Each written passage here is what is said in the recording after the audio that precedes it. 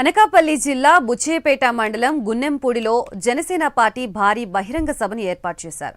ఈ సభని చోడవరం నియోజకవర్గం జనసేన పార్టీ ఇన్ఛార్జ్ పీవీఎస్ఎన్ రాజు ఆధ్వర్యంలో నిర్వహించారు. సభకి ఉమ్మడి విశాఖ జిల్లా రూరల్ ఇన్ఛార్జ్ పంచకర్ల రమేష్ బాబు హాజరయ్యారు. రైతు సమస్యలపై చోడవరం నియోజకవర్గంలోని 3,000 మంది రైతులతో బహిరంగ సభ ఏర్పాటు చేశారు.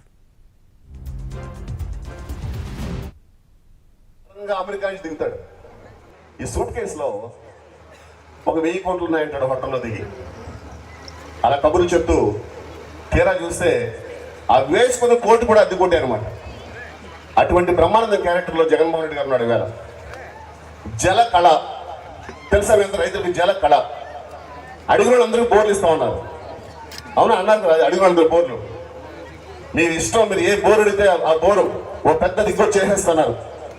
3 లక్షల బోర్లు రాష్ట్రానికి ఇస్తామని 2,400 కోట్ల రూపాయలు బడ్జెట్ పెట్టి కేవలం 54,000 బోర్లని రాష్ట్ర వ్యాప్తంగా ఇచ్చి, అందులో అనకాపల్లి జిల్లాలో కేవలం 800 ఇచ్చి చోడవరం నియోజకవర్గంలో ఒక్క బోరు పనికి మాలిన ప్రభుత్వం, వైసీపీ ప్రభుత్వం మన నియోజకవర్గంలో ఒక్క బోరు కూడా వేరే జలకళలో.